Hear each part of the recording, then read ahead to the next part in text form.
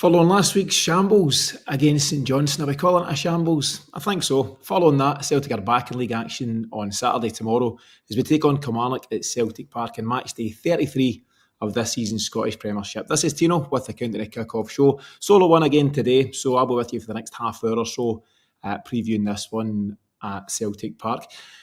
And it's important, I think it's important for all concerned to draw a line under the St Johnstone game. I watched Brendan Rodgers' press conference just there, and yeah, he's accepted, you see the title of the show, he said it's a result Celtic didn't expect, but it's also a result he can't accept, and he was keen to put down that marker. And I think there'll have been some strong words at Lennoxtown this week as he worked his hardest to get the players back on track. He's really keen. He's spoken about this intent to sprint over the line, and that has not been the case over the last few weeks. 3 losses in 6 league games tells you all you need to know about that, and that's a slightly concerning pattern that's emerged in recent times, and you can look at it in various ways. I think there is a bit of human nature that kicks in. I think it's hard to motivate yourself when you're 13 points clear, 16 points clear.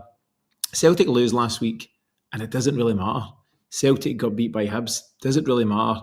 Rangers games are different. It always matters there, and that's something that the manager will be keen to address. But he was also keen to stress the consistency that these players have put in throughout the season. He spoke about it from pre-season right up until the Bayern Munich game. He said he was delighted with the effort and the attitude and the application and all those things, but there's no doubt that it's dropped since then. And yeah, we can all be raging, and I think we were all pretty pissed off last weekend about what played out up in Perth. But again, as I say, human nature does kick in. Now, I'm not saying that's right, but it is a reason, not an excuse, but a reason why some of these players might be finding it hard to pick themselves up for an away day at Perth. That said, there was about 6,000 or 7,000 Celtic fans there taking up 3 stands, and if that doesn't motivate, then I'm not sure what does. The bigger concern for me is this big drop in intensity, and it's not good enough to turn it on for the last, 20 minutes, half an hour or whatever. It has to be there from the first minute, and these were Brendan Rodgers' comments post-match. The very best players, the top players, they're at it from minute one, and that is the difference. And he gave Callum McGregor a pass, and when he's speaking today, he gave James Forrest a pass. But I wonder if guys like Arnie Engels, Nicholas Kuhn, Rio Hatate, Alistair Johnson, Cameron Carter-Vickers, guys that have done so well for Celtic this season, I wonder if these guys, intend to kick on, and a lot of these guys will move on to, pastures new at some point from Celtic. That's fine, that's just part of the model. But I wonder if they'll take the lessons from that and realise if I want to be a top player, then I can't allow myself to switch off. I can't go into relaxed mode or complacent mode or whatever it might be. Just in terms of other comments from the press conference, so various scribbled notes here. Yang is missing. Obviously, I'm devastated at that. Yang is my guy, but I think with good reason, because he's been one of the shining lights in recent weeks. He's been the guy that's come off the bench and put in a performance when maybe others around him, maybe Nicholas Kuhn, being the direct like-for-like comparison there. It's not worked out for Kuhn, but Yang's come in and had a real impact. He took a sore one out by the touchline with, 10 minutes to go there on Sunday, and he struggled on for the rest of the game, but it's clearly had an impact. He's going to be in a sling for a couple of weeks, and it's a tall order now for him to come back and have an impact over the rest of the season, but I sincerely hope he does, and I think most fans have appreciated what Yang's bringing to the party. That said, he is what looks like the only absence from the squad, so other guys should be back in the fray. Liam Scales will be back in the mix. And I was scribbling down here in terms of what I think the lineup will be, and I can't quite pick my centre-halves. Actually, it's the defence that's causing most of the issues, and I think there's various things going on. There was comments last week online that we'll just bin the lot of them. Just take the 11 out, and we'll put 11 new guys in, and we'll go with that, because last Sunday wasn't acceptable and all that. And it wasn't acceptable, and as I say, that's the title of this show. But you cannot just rip, the whole playbook up and bin all the guys that have done you so well for the season so far. But I do think there should be some changes, some pointed changes in maybe 2 or 3 key positions. I would expect Kuhn will drop out, but we'll get there quickly enough. I'm just on the defence at this moment in time. I don't see him dropping Cameron Carter-Vickers. I really don't. He rarely does. He will rest him sometimes. He protects his body. But I think Cameron Carter-Vickers plays more often than not. And if he doesn't, who steps in? Do you have Trusty stepping onto the right-hand side like he's done a couple of times this season? Does Nawrocki come back in again, having done okay for a couple of games and then dropped out again last week? Would he come in as the natural right-sider? I don't know, but my gut feeling is that he'll stick with Cameron Carter-Vickers, but to the left of him, I really don't know. My feeling is it'll be Austin Trusty, but it could be Liam Scales, or it could be Nawrocki, or it could even be Dane Murray. I just think the position there is up for grabs because no one's taking the bull by the horns and really said that they're the guy for that position. And I include Cameron Carter-Vickers, who is a guy in I don't know, three and a bit seasons or so, 3.5 seasons, that has been so consistent for Celtic. And again, one of those cliched players that you really notice his absence when he's out of the side. That's the kind of big telling point about how important a player is to the side. But he's been poor this season, as I say, by his own high standards, it's just not quite been there. And I don't know, he shouldn't be undroppable. Callum McGregor shouldn't be undroppable. Dyson Maeda, if it comes to it, shouldn't be undroppable, although he is right now because he's on fire. But every player at any point, should know that their position's in jeopardy, and that's not really been the case for some time. So, gun ahead, I think it's Carter-Vickers and Trusty at centre half. I could very well be wrong. I've been wrong before. I'll be wrong again. I think Tony Ralston will come in. I think Alistair Johnston's been, I don't know if playing through injuries quite where it's at, but there certainly feels like there's some fatigue, and I know he's had some niggles and some different injury concerns. And I think when Tony Ralston stepped in semi-recently, he's done fairly well. And I think there's an opportunity here at home to give Alistair Johnston that wee bit of a break and bring in Tony Ralston. So I think that'll be the move. And on the left, I could be going for 4 out of 4 wrong here, but I think Greg Taylor might come back in. And I made the call a number of weeks ago now, 2-3 weeks ago, that I thought Greg Taylor's time was absolutely up. He was barely featured. He wasn't even getting off the bench. Then all of a sudden he comes in at half-time on Sunday, and you can talk about the quality if you want, but the desire has never been lacking from Greg Taylor. And I thought he'd come on and actually tried to put himself about it. But I actually thought all the subs had an impact in various ways. Ida, Yang, James Forrest, whoever else will come back to me, Luke McCowan. And I think Greg Taylor done himself no harm. And if he knows he's away, and it feels like that, and the manager's, said words to that effect, more or less, I still think you've got to admire a guy who's coming in and giving his all. And as I say, I don't think that's ever been a question mark for Greg Taylor. And I've got a feeling that he'll come in. So that would be him up against his old side and at left back tomorrow. Get into the midfield. Callum McGregor plays. He's got to play. He's the captain. He'll lead by example. And as I say, Brendan Rodgers was keen to give him a pass when he was, scattering the bullets last week. But I think Callum McGregor will and should play. And the question is, who is up ahead of him? I think we've got a real talent in Arnie Ingles, but he's got to do more. He's got to do more and forget because he's 11 million. It doesn't matter if he's 11 million, 1 million free transfer. When you're in that Celtic midfield, you need to show up more, particularly when the chips are down. And I know he's young, but when he realises on Sunday there against St Johnstone that it's a game we're not quite in, then he's got responsibility as much as anyone. He's got a lot of talent. He's got to step up and again take the game with the scruff of the neck. And I think he failed to do so. And I don't know if he might be stepped out and Bernardo might come in. That's my feeling on it. I was really surprised that Bernardo never played at any point against St Johnstone. But one of the boys in the podcast on Monday, I think it was Miff, said that we might be protecting him. Not a great surface, a bit rutted at McDermott Park.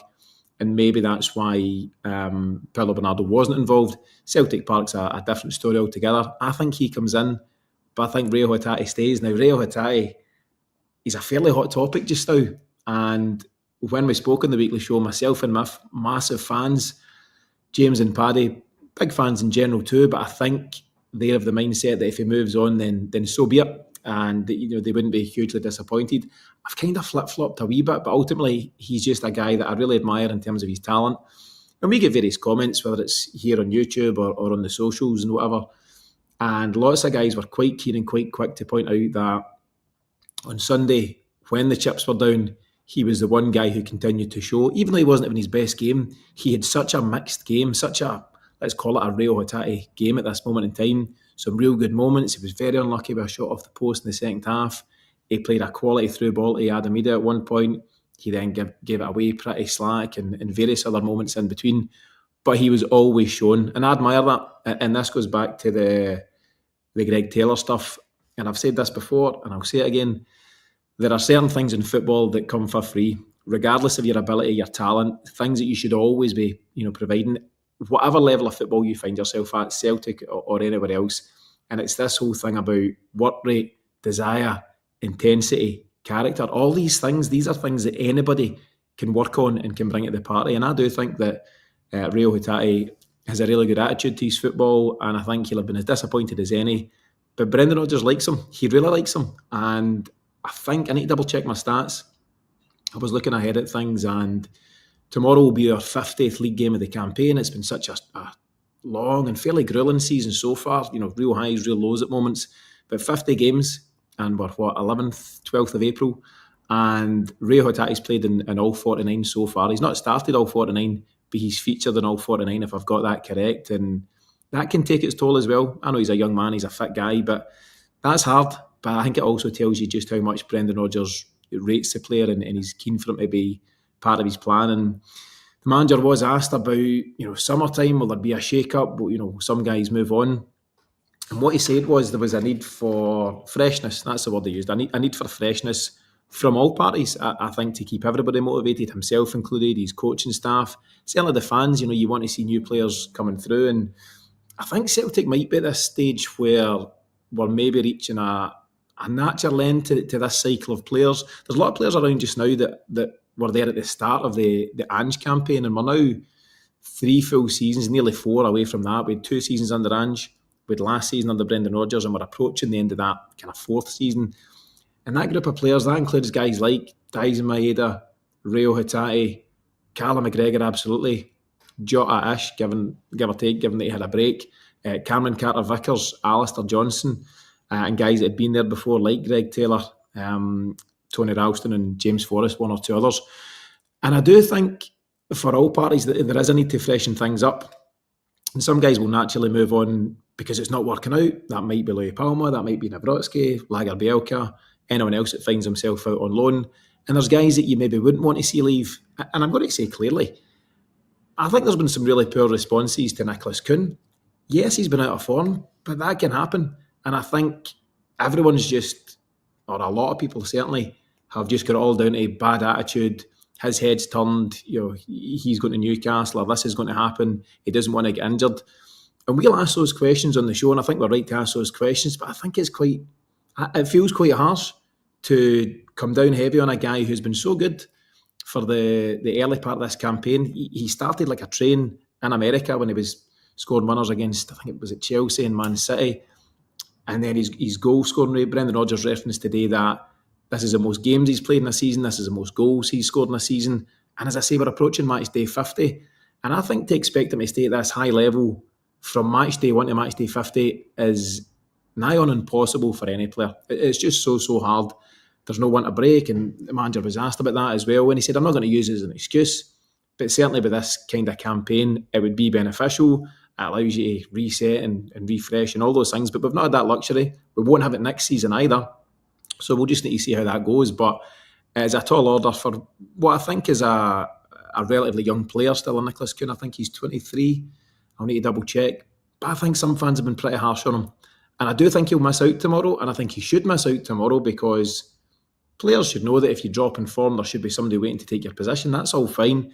But I think just to write him off, a guy who's been such a huge part of the campaign so far, is pretty poor. He was well in the running for player of the season. I think we all know Daizen Maeda is the man for that now. But he was in the running for a reason. He had such a good start to the campaign. He was hugely important, getting his goals in Europe, a couple of goals against Leipzig, his former side, big goal against Bayern Munich, his former side. I think he's had a good campaign, and recency bias can kick in, and because he's not been good the last few games, it can be easy just to dismiss him. I don't think we should. I really don't. I think he's a real talent. My hope is that he's here for another year and a half, maybe longer. Some folks have him gone already. It wouldn't be for me.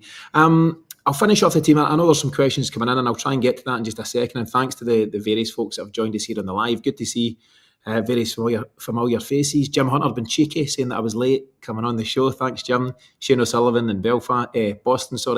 Sean Boost, San Fran Celtic, Tommy, Gypsy King, Mark Gordon, and various others. So I'll try and get to some of the questions. Pat McLaughlin, I'll try and get to some of the questions just shortly. scattergun approach here. I'll get back to my lineup, will I? So, yeah, in the midfield, I think we're going to see Kilmarnock, Rio Hatate and Paulo Bernardo. Up top, yeah, so just to get back to it, I think Nicholas Kuhn does step out, and there's a call to be made whether Adamida comes back in. He's obviously had this up and down season of his own, and let me see, I think there was a question that came in, from Mark Gordon. Mark's asking, your thoughts on Ida? Is he due the heavy criticism despite the lack of starts? I think it's over the top as well, Mark, to be honest with you. I think the criticism of him and Nicholas Kuhn, young guys as well, and some people say, they're pro footballers, they should know better and stuff. Young players are young players, and with that you'll get inconsistency and ups and downs. Don't know if anybody watched any of the Rangers stuff last night. Nico Williams playing on the wing for Atletico Bilbao, one of the highest rated youngsters in Europe, £50 million price tag, something like that. Rank rotten, really, really poor on the night. Didn't bring much at all to the party. And, the guys got is it a Euros? What did they win? The Euros last season, last summer. The guys get real talent. He's one of the best players around. But guys, particularly young guys, can go off form. I'm not comparing him to Nicholas Kuhn or Adam Ida, but young players are young players. And I do think the criticism's been harsh. And from Ida's point of view, Mark, I think you've got a player who comes in and out, couple of starts, then he's back in the bench, random start, back in the bench for 3 or 4. Huge part of that, of course, is Dies Maida's phenomenal form, but it's hard when you're not going to run a starts. And I think it was James McKenna. James is a pal and a pal of the show, and James was saying that he really would like to see Ida get a run of 8, 9, 10 games consistently. And that's hard to do at Celtic. I understand the challenge of that, but it's also hard to really judge players when they're so in and out at times. I think he does got a lot to offer this Celtic side, and my hope is that he'll finish the season strong, get a full pre-season in the summer and come back all the better for it. I think he does start tomorrow. I've got him up top in the number 9 with Maeda back out to the wing on the left-hand side and Jota on the right-hand side. James Forrest will be desperate for that goal. I think someone has commented on it. I'll see if I can find it. But James Forrest, as we all know, he scored for 15 consecutive seasons for Celtic, and he'll be keen to add to that tally. He's got none for the season so far. He had a huge chance at St Johnstone, a massive chance. I think he was about 5-6 yards out by the time it came across. It was Adam Ida who'd done some really good work on the right-hand side. James Forrest has got to bury it.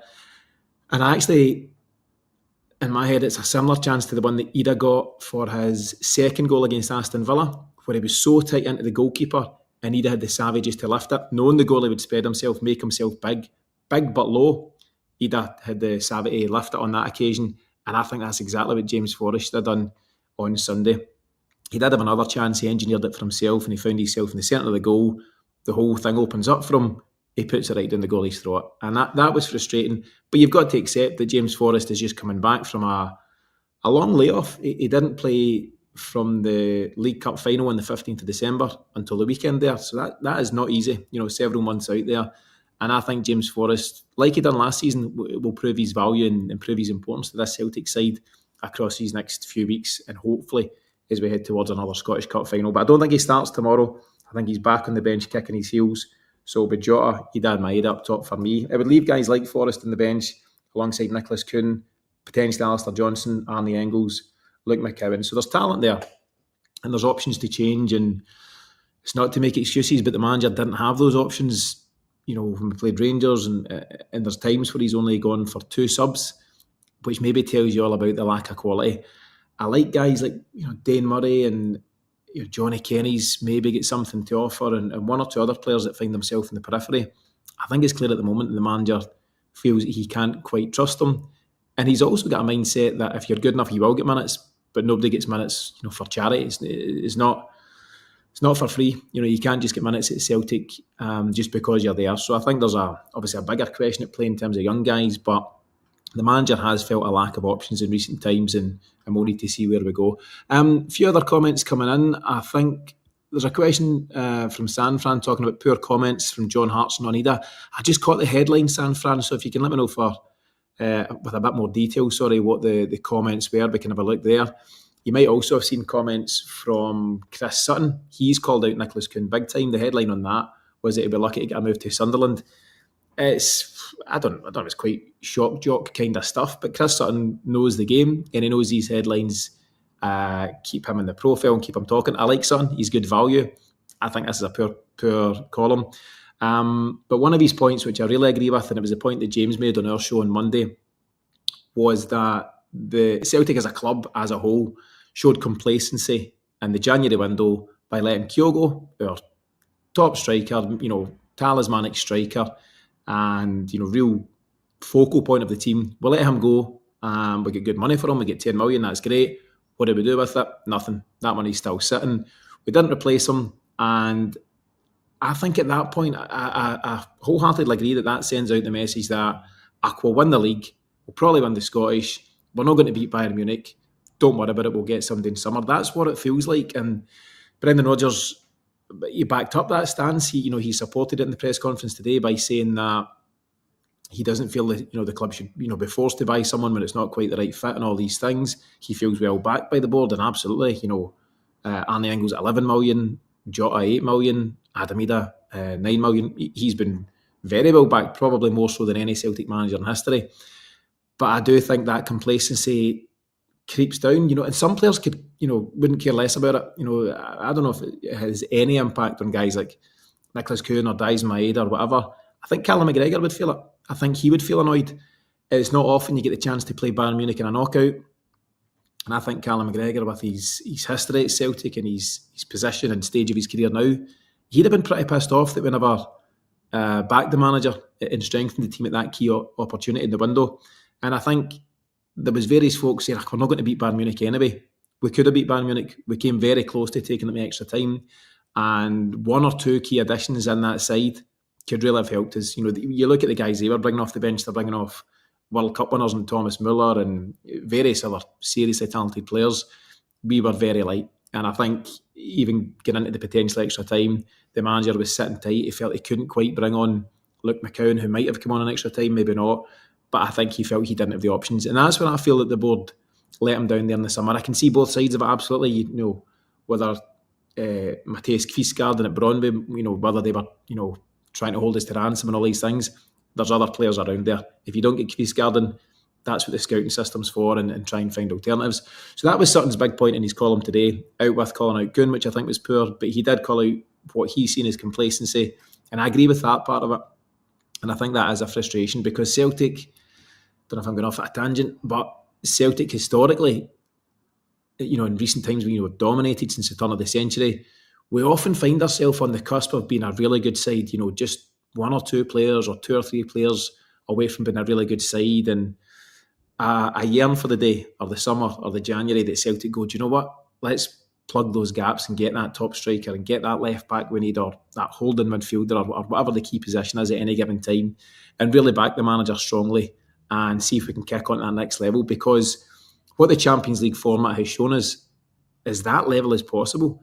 You can get a fortunate draw. Yeah, Celtic get a favourable draw this time around, and if we're lucky enough to be there next season, you might get something similar. You might get 8 real toughies. Who knows? But the format, 4 games home, 4 games away against 8 different oppositions or opponents, I think it offers a real opportunity for Celtic to progress. And the hope is that we can build accordingly and then progress to the next level beyond that first playoff and into what's last 16s and last 8s and all that kind of stuff. Definitely have gone off at a tangent, but so be it. Back to Kilmarnock stuff. So their form is sketchy at best. Last 9 league games, they have, won 3, drawn 1 and lost 5. And I suppose this is in fairly stark contrast to St Johnstone. When I was doing the pre-match with Paddy last week about St Johnstone, their form's actually been decent. I think they've won 5 or 6, something like that, out their last maybe 10. They've won another one now, thanks to us last week. And I think there's a situation for St Johnstone. Yes, they find themselves rooted. What are they now? 5 points adrift at the bottom. I think they're on 29 points, and Dundee are above them on 34. In fact, it reads as St Johnstone rock bottom 12th on 29, Dundee 11th on 34, Ross County a place above on 35, and Kilmarnock also on 35 in 9th place. So there's a real tight thing between certainly Kilmarnock, Ross County and Dundee for who would fall into that playoff place. And what you've got then is a pretty desperate Kilmarnock, coming to Celtic Park. They lost, was it 5-1 last week to St Mirren, maybe the weekend before? They're all over the place. They're really out of sorts. And I think you could see what we call it, a Derek McInnes masterclass, disaster class, whatever. The biggest of bus parkings you'll see. I think he'll just go 2 blanket 5s and hope for the very best. And a draw would be a massive result for them tomorrow. In the same way that a draw might have been all that St Johnstone hoped for last week, but they showed real resilience. They done their job well and showed that intensity, that desire, that hunger that I spoke about, and they got their win. I don't think Kilmarnock are capable of winning at Celtic Park. I really don't. We were talking on the weekly show again about what we expect to see here tomorrow, and Miff was adamant we'll get a response, and I'm of the same opinion. I think Celtic will come out the traps. I'm getting ahead of myself in terms of match predictions and keen to hear what everyone else thinks. I think you're 4 or 5-0 Celtic here, but I think you will face a stubborn Kilmarnock. These guys are playing for their futures. If they get out of the Championship, I would expect their money drops and some guys get let go and all these things. And I think they will dig in, but they won't be here to play pretty football. They might try and counter it, at different times, whether it's, Darius Vassell up top or, what's his name? Marley Watkins. They've got some talented players, but first and foremost, they'll be here to defend. And I think it's up to Celtic to try and unlock that early. And if we can get an early goal, certainly in the first kind of 20 minutes, half an hour, then we can look to kick on and see where it goes. But that's the challenge for Celtic, and it's up to us to deal with whatever any given opponent puts in front of us. You can moan about it, and it's anti-football, and even Rangers come to Celtic Park and play for time and run the clock and all these things. That's up to them. Now, you could argue that refs should be doing more to hurry up, and there's some rules coming into place next year that should help speed things up. But at the moment, they're not here, and players will take the piss as much as they possibly can, and it's up to the ref. And I don't know who the ref is tomorrow, I've not checked, but it's up to the ref to hurry them along. They likely won't. Guys can take 30, 40 seconds for by kicks, same amount of time for throw-ins, and that will absolutely be fairly high up there in terms of Kilmarnock's tactic. Their approach to this game will be to frustrate the crowd, frustrate Celtic's players, and hang on in there and hope to get a draw. I don't think they get it. I really don't. I think Celtic come out, as I say, 4 or 5-0. I'll put 4-0 down as my absolute prediction, but that's the way I think it's going to go. And as I say, let me know in the comments if you get any other thoughts on that. San Fran's asking why Miff was dropped. Miff's just been rested at the moment. San Fran, he's a key player, a key part of what we're doing. He's certainly in my thoughts for next season, but at the moment he's taking a back seat. Miff doesn't do too many of the pre-matches, to be fair, just through work commitments and various other things. But he'll be back soon enough, and he should certainly be back for Monday night. In terms of the bigger picture, the league position, yes, this should have been trophy day, not trophy day, but title winning day. And that is the big frustration. The sun's splitting the trees right now. It'll be doing the same tomorrow. Sunny day at Celtic Park, earlier kick-off, all there to be enjoyed, and we blew it last week, and that's no longer the case. Brendan Rodgers said that, I think it's when he was here in 2018, was the last time Celtic won the league at Celtic Park. It's fairly unique. You find yourself winning it at, Tannadice under Ange from memory, Rugby Park last season, various other away grounds, and it's always good to win the league wherever it might be. But I think to do it at home in front of your own fans, that's something Callum McGregor and his teammates will have been really keen to do, and unfortunately they didn't show the right desire and application last week to make that the case. However, this weekend could still see his crowned champion, so if Celtic do get the win and Rangers lose to Aberdeen, they play at Pittodrie. I think it's a 12 o'clock kick-off on Sunday. Then Celtic would find themselves 16 points clear with 15 points to play for during those last 5 post-split games, and you're good to go. It's absolutely not, it's not a question of if, it's just a when for Celtic, and it's just a frustration that it couldn't be tomorrow. And you don't want to really win the title when you're not playing. That always feels anticlimactic, but you want to see Rangers lose, so we'll see how that goes and see what Aberdeen do on the day. Few comments and scorelines coming in. Maestro95 has asked if Yang is injured. Sadly, he is injured, as mentioned. He's going to be out or in a sling for a couple of weeks, and it's a tall order to see if he comes back in, but here's hoping. Sean has gone for 4-0 Celtic, same as myself, so that's what we're going with. We've got San Fran Celtic 6-1, Shane O'Sullivan out in Boston going for 5-1, and a few of us have been there's been accusations that, as fans we've become complacent. It's not our job to go and get results. That's the bottom line, and fans can dream and get carried away and call things out, good, bad and indifferent. At the end of the day, it's the players' jobs to not be complacent, and it's up to them to go out and, show why they're a Celtic player, show why they're part of this group, show why Brendan Rodgers has trusted them so far this season, show why we're 13 points clear, and show why we're on the cusp of a fourth successive title.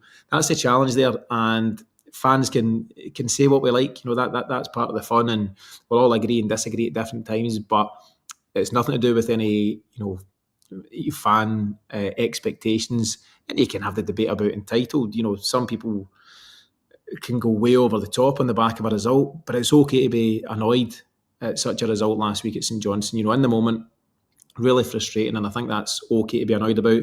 But I do also think it's very important to take that step back, look at the bigger picture, and just see where Celtic are at this moment in time. A couple of other scores, let me see. 2-0 from Tommy. And I would take 2-0. Jim Hunter says he's not greedy, just give us the 3 points. And I think that's all fair. First and foremost, get the 3 points. But you do want to see a performance from Celtic, don't you? Because it has been quite frustrating. Stop-start. Celtic were pretty decent against Hearts a couple of weeks back. Survived not an early scare, but Hearts were decent early and then fell right out of the game, and Celtic were good to go, 3-0. But the week before you've lost to Rangers, then last week you've lost to St Johnstone, a few weeks back you lose to Hibs. As I say, it's 3 losses in 6 league games. It's very unusual for Celtic at any point in recent years to lose those kind of games. I think he got it right at the start of the Ange campaign, Ange's first season, and I think he lost 3 out the first 6 or 3 out the first 7 and maybe drew 1 or 2. It is not the way Celtic go at this moment in time, so that's where we're at. Tommy's asking what my pick was. Yep, and I'll just confirm that I've gone for 4-0. That's my prediction. Colin Rodgers, who's a massive Dyson Maeda fan, he's gone 7-0. Dyson hat-trick and B. James's Sweet 16 incoming, and that references 16 seasons in a row for James Forrest. Not that it matters or makes a blind bit of difference to anything. Dyson Maeda is sporting a new haircut. He's gone for a buzz cut. The blonde locks have gone, and he's gone back to basics, and he was tweeting about it. He's having fun just now, Dyson Maeda. He obviously, I think that you've seen moments early in his Celtic career where he looked a bit annoyed. He used to get some grief, didn't he? And he looked a bit annoyed at times. He didn't overly celebrate goals. He wasn't particularly engaging on social. That's all changed, and he's Celtic's main man. And the talk over the last couple of weeks at press conferences has been that the club are looking, to sit down and talk with his representatives. Brendan Rodgers says he's spoken to Dermot Desmond and they're trying to make something happen. I think it would be a massive boost. I think he's 27 years of age, a massive boost to lock down Dyson Maeda. So whether it's Colin Rodgers or anyone else, we're all massive fans, and I think we're excited at the prospect of him signing a new deal. As I say, we're kind of heading to the piece now. That's us kind of half an hour in, and not much more to add. Brendan Rodgers, as I say, was speaking fairly extensively. He's spoken about his want, his desire to instill this relentless mindset, and he felt that was missing last week. And he was asked about players that might move on in the summer and will they be judged on games like last week. He said absolutely not. If it's consistent, if you're consistently poor, then that's a question and something to be looked at. But he says that Celtic players, quote unquote, are being assessed every single day, not just against Bayern Munich, not just against St Johnstone, every single day, and he sees them close up. And sometimes that's part of, it's easy for us, it's easy for me to sit here and go, he should be out, he should be in, he's done nothing. Brendan Rodgers and his coaching staff see the players every day. They see the desire, they see the intensity, they see what kind of mood they're in, they see what kind of form they're in, and they can make those informed decisions. So we'll all have our opinions, of course we will.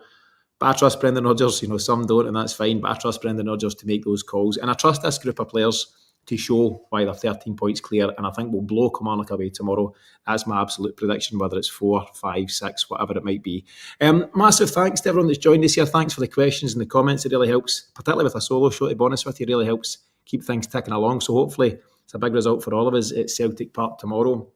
The hope is we'll be here. Maybe Miff will be undropped for tomorrow, San Fran, but we're hoping to do a post-match, kind of tea time tomorrow if we can. So that would be the hope. So keep an eye on the socials for that. But in the meantime, thanks for joining me here on a Friday for this one. As I say, big hopes for a big performance and a big one at Celtic Park. Thanks to you all for joining us. Thanks for continuing to support the Celtic Exchange. We'll see you all again really soon.